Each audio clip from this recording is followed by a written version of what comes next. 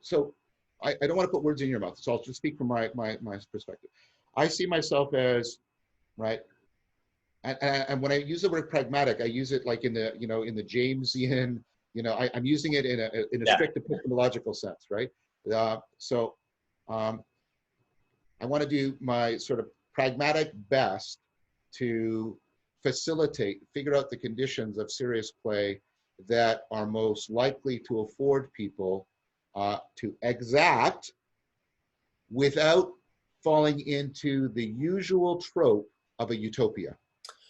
Yeah. Okay, cool. So what came from me as you were saying that is something like, what does it feel like to be called to singing when the tongue has yet only known taste?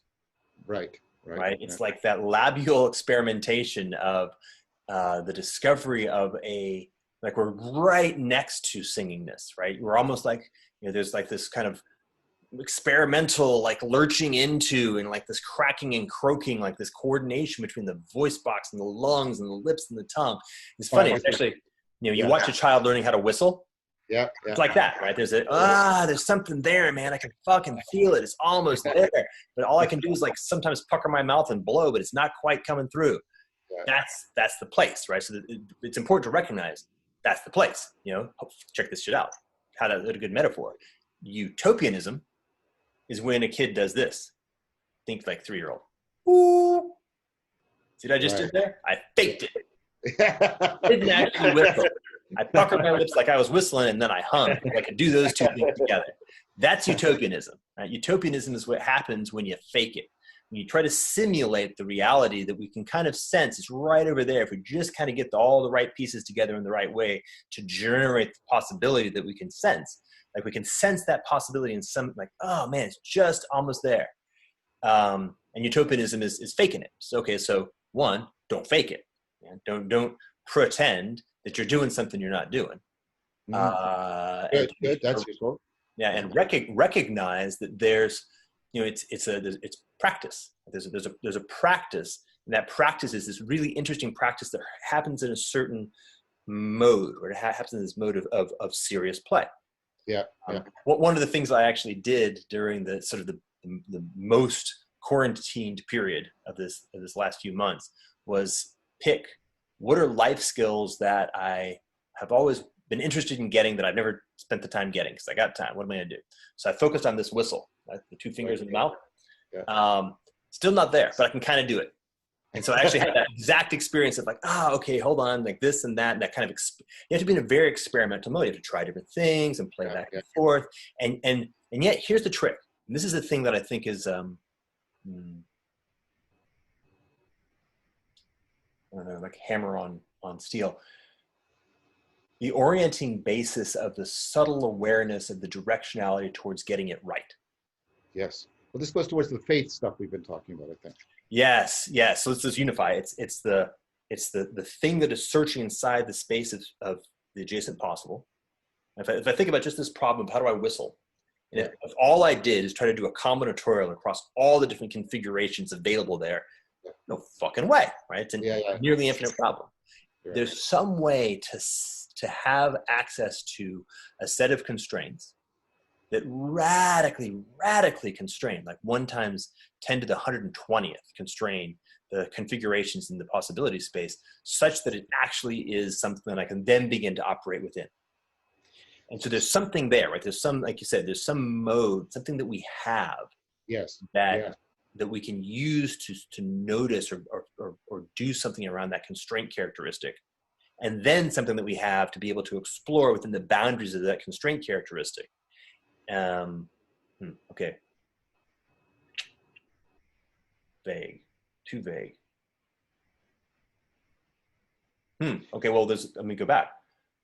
You hit this nail probably more resoundingly than anybody I've ever met, which is, well, that something is definitely not propositional. Yes.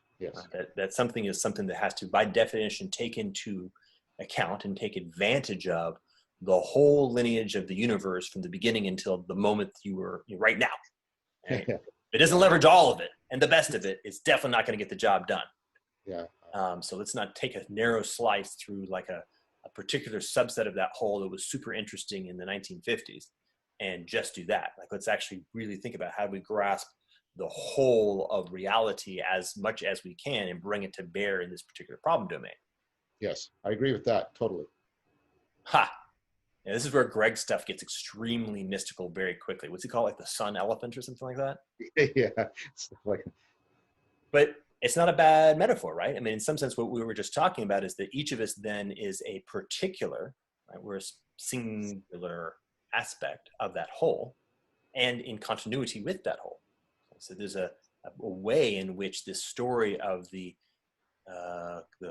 coordination or the coherence of this network, this group of singular beings, people, is the whole, which is to say the whole of reality, or at least a quantum of the whole of reality that particular distributed cognition contains, doing its thing, right? Becoming operant on itself.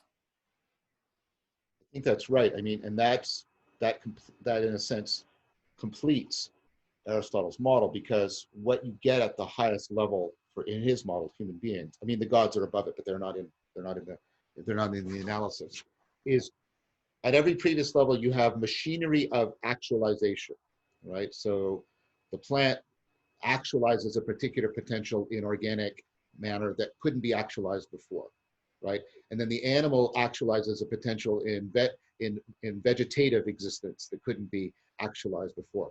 And then you get what you might call the cognitive agent that actualizes, but then at the top of it is the rational agent.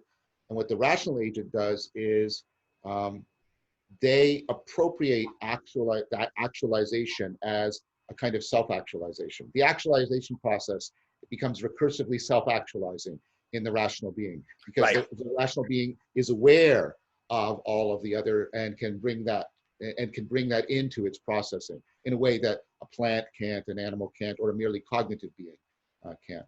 Exactly, and this is with that bend in the curve, right? That's the deepest sense of that notion of the singularity that folks have hit on. Because once you have the capacity to utilize actualization to increase the capacity to actualize. Yes, well said. N is one. The exponent is anything superlinear. Yeah. Anything superlinear, then it goes like that. Mm-hmm. Yes, exactly. Another way of saying the same thing, but important. Geez. So.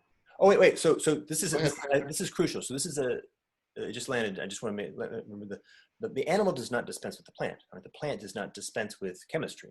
That's right. Culture does not dispense with social animals. Right? That's right. This threshold that we're talking about, it does not dispense with culture. It does not dispense with humans. It does not dispense with animals. It does not dispense with plants. Right? It actually, the whole point is that it maintains the continuity and integrity of that entire substrate.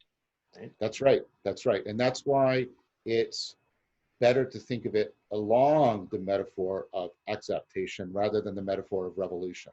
Yes. Very nice. Very nice. And that's so to land, we have this really beautiful story that has a characteristic of, like, when we arrive both at a location that we will acknowledge, we will feel is fully harmonious with our highest senses.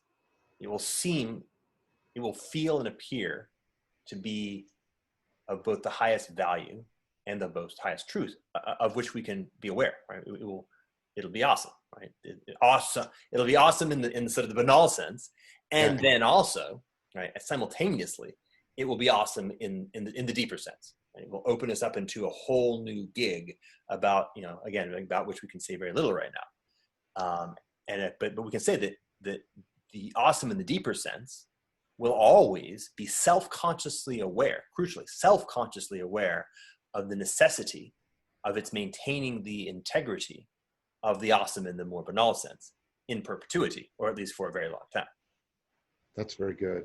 When you were saying that, what came to mind is Paul from Corinthians at the end of the hymn to Agape. For now we see as in a mirror darkly, but then we shall know fully, even as we are fully known. He saw Christianity as exactly the serious play of agape. And right now we only see in a mirror darkly, but it will bring us somehow to the place where we will see fully, even as we are fully known. Which, so that vision was actually part of his way of understanding the cultural acceptation that he dedicated his life to trying to bring about.